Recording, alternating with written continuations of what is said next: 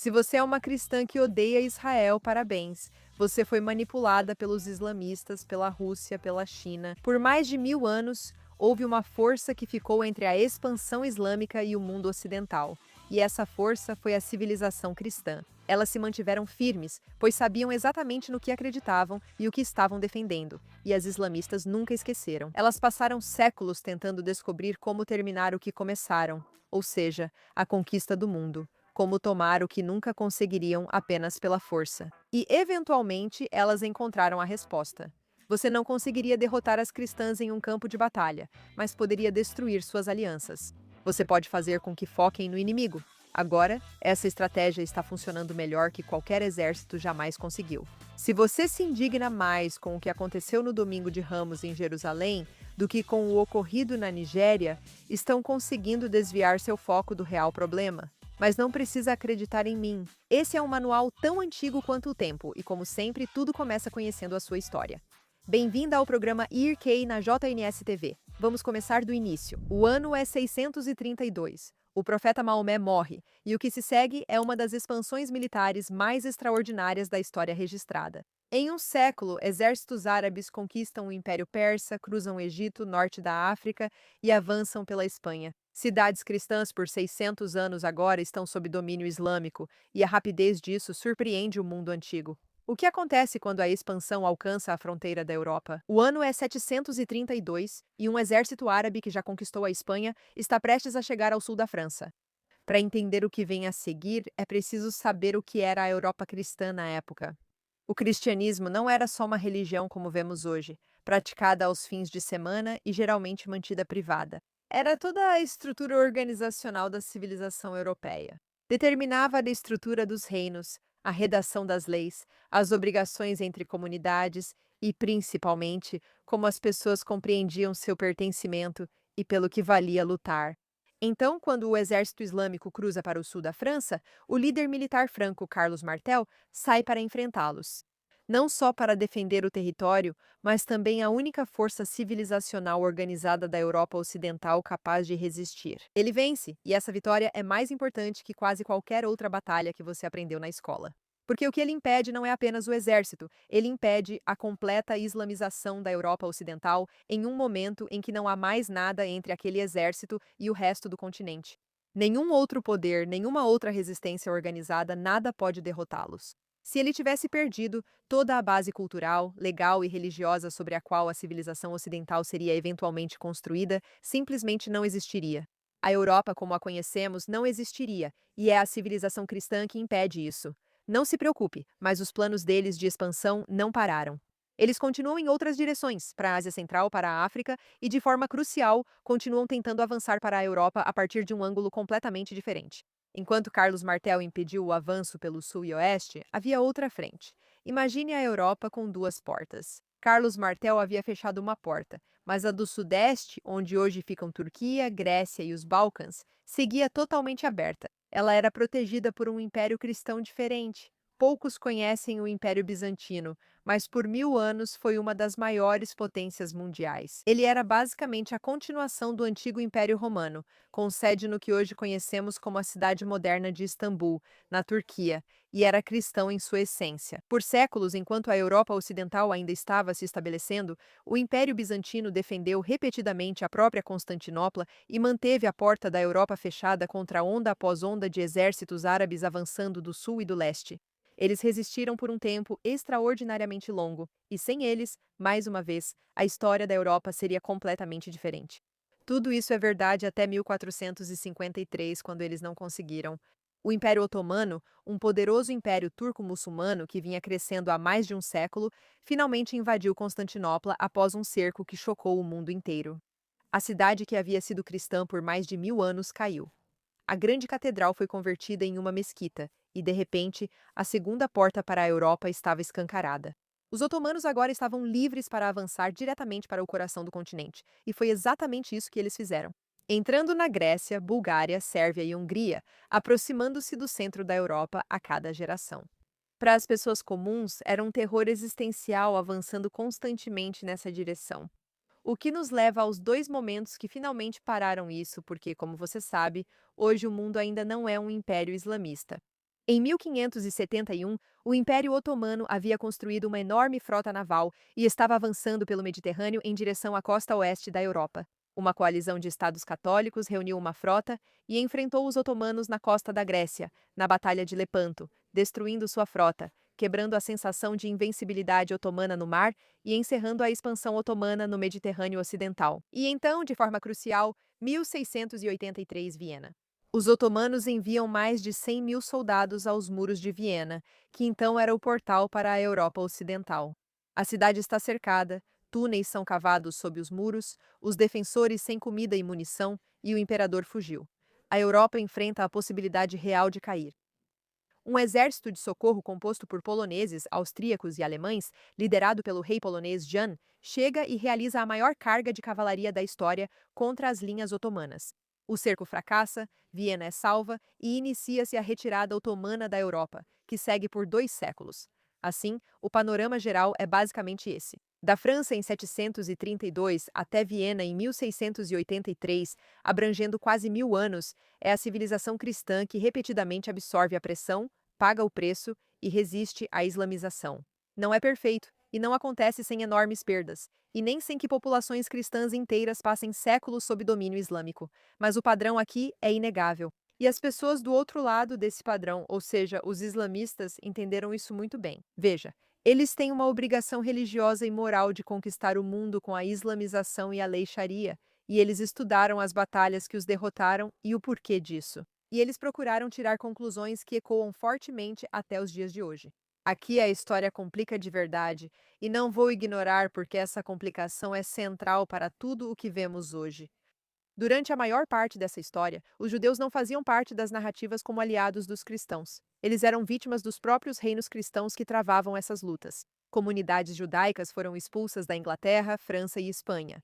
Foram confinados a guetos, massacrados em pogroms, culpados pela peste negra e cruzados rumo à Terra Santa, mataram comunidades judaicas no Vale do Reno sem hesitar.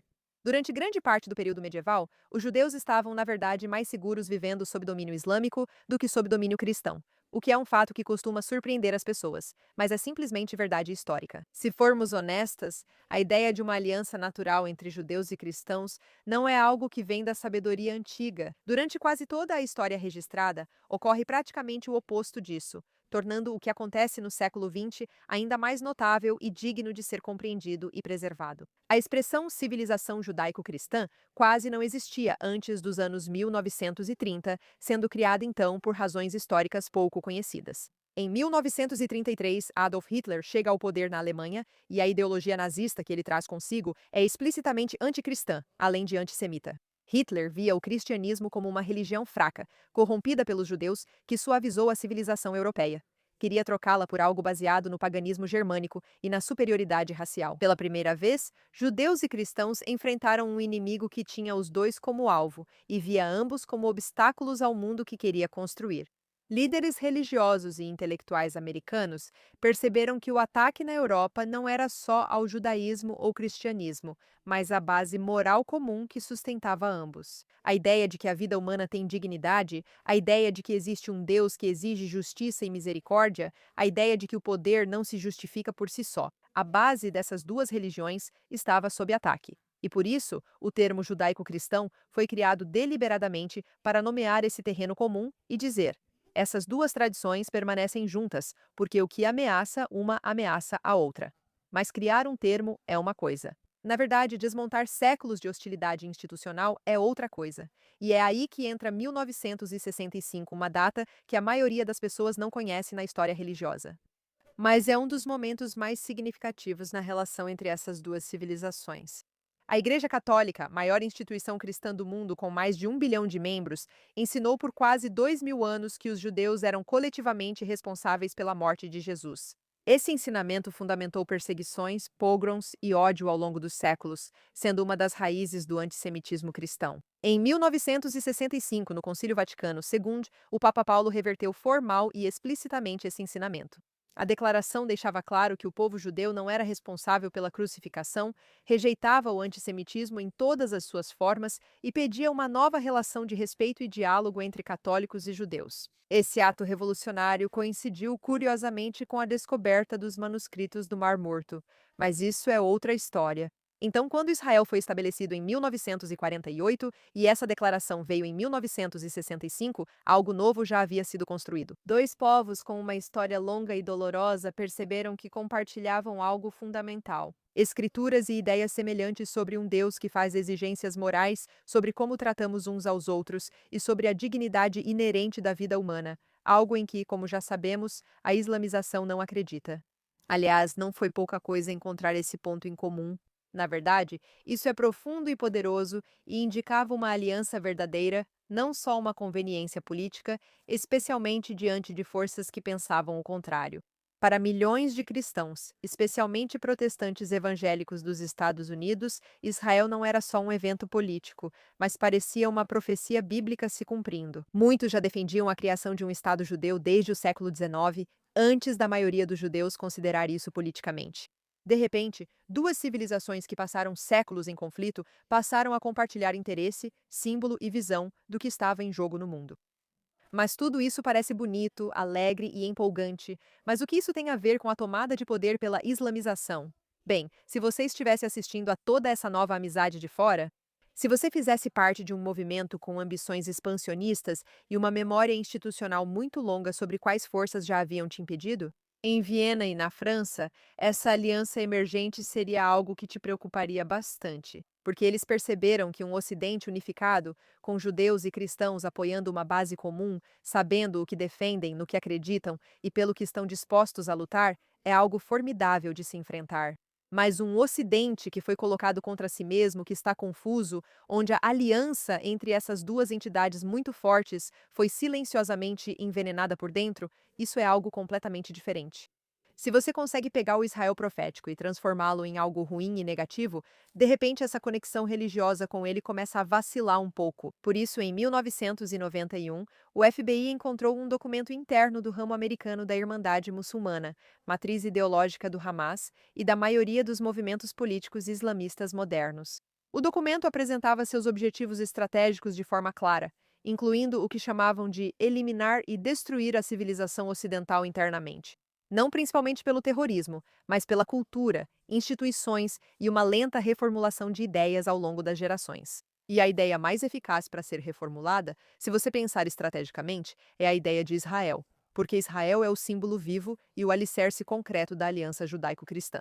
Se Israel for visto pelos progressistas ocidentais, nas universidades e na grande mídia, como símbolo de opressão colonial em vez de aliado democrático, isso será algo extraordinário. Você pega as duas civilizações historicamente mais capazes de reconhecer e resistir à sua expansão e redireciona a energia delas para lutarem uma contra a outra. Enquanto essas civilizações lutam, a verdadeira história, expansão, islamização de cidades europeias e perseguição de cristãos no Oriente Médio e África, quase não é noticiada. Mas aqui, a situação se torna ainda maior. Essa percepção estratégica não ficou só nos movimentos islamistas. Outros atores interessados no declínio do poder ocidental notaram o que ocorria e perceberam algo importante. Rússia e China perceberam isso e viram um manual que funcionava, não porque tenha sido inventado por um único gênio, mas porque identificou uma verdade estrutural genuína sobre a civilização ocidental. Essa verdade é a seguinte: os valores religiosos e culturais do Ocidente são fortes e enraizados demais para serem derrotados diretamente por forças externas. Você não pode simplesmente marchar um exército contra isso e vencer. A história já mostrou isso repetidas vezes. Se você gerar divisão interna e o Ocidente se esvaziar por dentro, não precisa derrotá-lo. Basta esperar que se derrotem sozinhos. A sofisticada infraestrutura de desinformação da Rússia, documentada desde 2016, não só impulsionou conteúdo político, mas também acentuou divisões raciais, inflamou a guerra cultural e impulsionou narrativas anti-Israel no Ocidente. Semear discórdia entre judeus e cristãos no Ocidente favorece tanto os interesses estratégicos da Rússia quanto os interesses islamistas. Lembre-se, eles não gostam de religião porque a religião desafia tudo em que eles acreditam e pelo que estão lutando. As operações de influência da China seguiram um padrão semelhante, financiando departamentos universitários, cultivando relações com a mídia e ampliando narrativas discretamente. Que podemos minar a coerência cultural ocidental sem precisar fazer nada além de propaganda online. Essas não são operações coordenadas nem exigem reuniões secretas. São atores separados que chegaram à mesma conclusão de forma independente. A Aliança Judaico-Cristã é o firewall da civilização ocidental. E a rachadura que eles continuam atacando de todas as direções é sempre a mesma: Israel. As narrativas da mídia e dos campi sobre Israel criaram, ao longo de décadas, a ideia de que apoiar Israel e os judeus é estar do lado errado da história para quem tem consciência. Reflita sobre como isso se manifesta na prática. Na semana em que uma procissão de Domingo de Ramos em Jerusalém foi destaque nos noticiários, com a história distorcida para acusar Israel de ser contra cristãos, mais de 200 cristãos foram massacrados na Nigéria.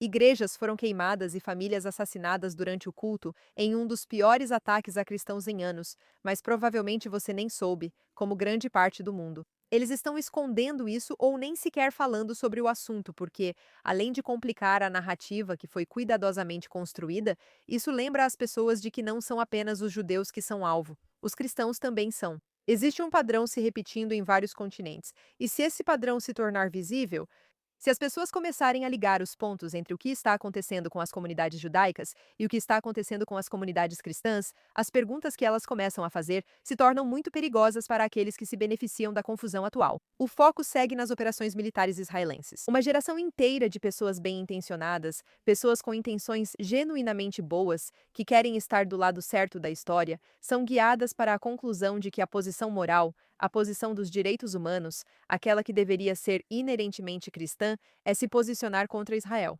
Mas isso nunca foi sobre Israel.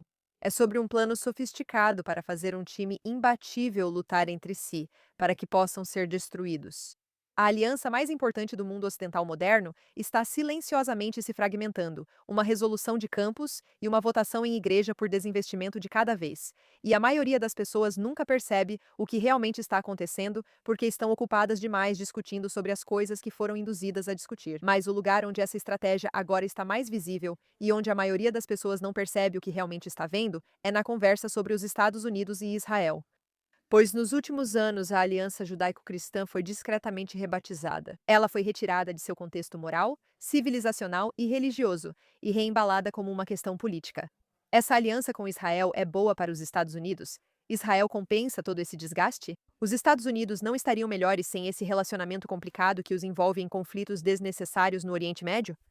Essas parecem questões geopolíticas razoáveis, e esse é o ponto. Ao reduzir a aliança a um cálculo político de custo-benefício, você perde o sentido do que ela é e por que importa.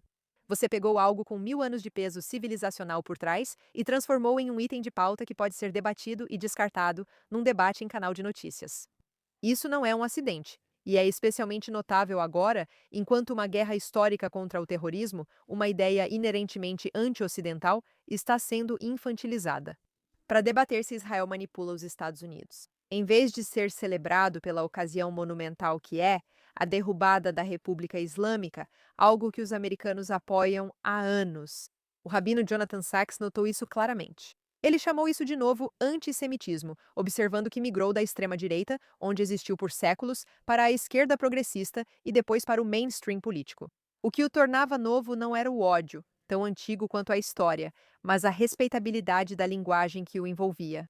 Após 1945, o antissemitismo tornou-se inaceitável. Antes alegavam que judeus controlavam bancos, hoje dizem que controlam a política externa americana. Antes, acusavam os judeus de corromper a sociedade cristã. Agora, dizem que Israel corrompe a democracia ocidental. As acusações mudam conforme a política da época, mas o objetivo é sempre o mesmo: fazer a presença judaica no Ocidente parecer um problema, não um dos pilares que o sustentam. E é por isso que isso importa, além da política e manchetes. A história judaica no mundo moderno não é só judaica. Ela comprova tudo em que a aliança judaico-cristã diz acreditar. Pense no que Israel realmente é.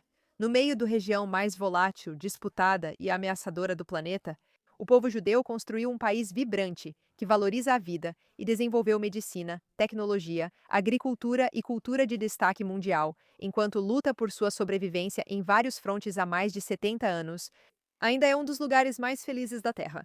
Israel debate intensamente, protesta, tem ganhadores do Prêmio Nobel, startups, arte e mantém sua identidade e compromisso moral, além de soldados dispostos a lutar por ele sob uma pressão que teria quebrado a maioria das nações em uma geração. Israel não é perfeito, nenhum país é, mas é um país que representa algo que o mundo ocidental já aspirou ser. Uma sociedade que sabe exatamente pelo que luta e está disposta a pagar o preço por isso.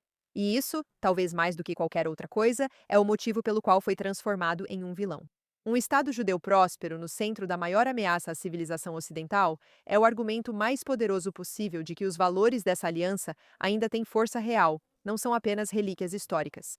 Mas algo mais também está acontecendo junto com tudo isso, e pode ser a parte mais importante, embora descartada, de toda essa história. Muitos judeus e cristãos perderam a conexão com o real significado de suas tradições, que vai além de rituais ou identidade cultural, enfocando a clareza moral central. Crença verdadeira de que há algo real, importante e digno de defesa nos valores sobre os quais essas civilizações foram construídas. Esquecemos nossa história. E novamente, isso não é por acaso. Um povo que perdeu a noção do motivo de sua existência e no que acredita é um povo muito mais fácil de manipular, muito mais fácil de dividir e muito mais fácil de derrotar. Não é preciso conquistar um povo que já não sabe pelo que luta, basta esperar que deixem você entrar. A reescrita da história se tornou um projeto cultural marcante do nosso tempo, derrubando estátuas, reinterpretando textos e ensinando gerações que o passado da civilização é apenas opressão, sem nada que valha a pena herdar ou defender. Porque pessoas que não conhecem a própria história não conseguem reconhecer os padrões do próprio presente. A maioria dos jovens cristãos não entende que ser cristão significa ser alguém capaz de se posicionar contra a dominação islâmica. E pessoas que não conseguem reconhecer os padrões não conseguem ver o que está sendo feito com elas até que já tenha acontecido. Então, é isso que tudo isso significa e por que isso importa neste momento. A civilização ocidental não está realmente sendo ameaçada por exércitos, se reunindo em suas fronteiras como aconteceu em 1683. A ameaça evoluiu de certa forma, e evoluiu justamente porque a abordagem direta já havia sido tentada e não funcionou. O que está sendo travado agora é uma guerra de narrativas. E enquanto a maioria das pessoas acha que é contra Israel, elas não estão entendendo o ponto central dessa guerra é a coerência, solidariedade e identidade compartilhada do mundo judaico-cristão, com história, interesses e clareza moral em comum. Os responsáveis, sejam movimentos islamistas, inteligência russa ou campanhas chinesas, não adotaram essa estratégia por acaso. Elas chegaram a essa estratégia ao estudar a história e entender os fundamentos religiosos e morais do Ocidente, realmente fortes e resilientes, capazes de gerar a solidariedade civilizacional que conteve o Império Otomano nos arredores de Viena. E elas concluíram que a única maneira de neutralizar essa força é fazer com que o Ocidente se volte contra si mesmo. E está funcionando. A aliança que foi construída com tanta dificuldade no meio do século passado, a aliança que deu ao Ocidente grande parte de sua clareza moral e coerência estratégica durante a Guerra Fria, está se fragmentando. O mais triste é que a maioria que contribuem para essa fratura nem percebem o que fazem, porque elas acham que estão simplesmente fazendo a coisa certa, adotando uma posição compassiva, apoiando os oprimidos, não sendo manipuladas por uma entidade política, que é exatamente como uma arma narrativa bem projetada deve parecer quando você a pega. Quem desceu aquela colina perto de Viena sabia exatamente o que defendia e por que isso não podia ser perdido. Elas tinham todo o peso da história por trás delas e agiram conforme seu conhecimento. Nós também temos acesso a essa história. A questão é se estamos prestando atenção a ela ou não. Eu sou Irkei e vejo vocês na próxima vez.